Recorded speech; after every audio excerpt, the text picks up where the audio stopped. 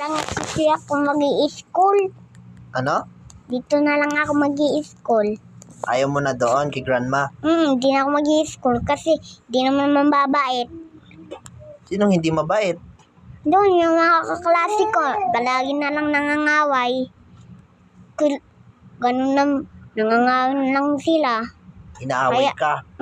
Kasi Kaya dito lang ako.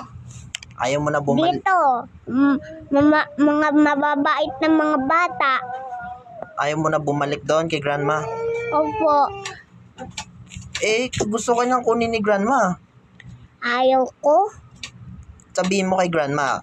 Sabihin mo dyan kay grandma, Grandma, ayaw ko na po bumalik dyan. Sabihin mo, Grandma, ayaw ko na po bumalik dyan. dito na lang ako kay Papa. Dito lang ako kay Papa. Kay Papa Seus. Kay Papa Sios.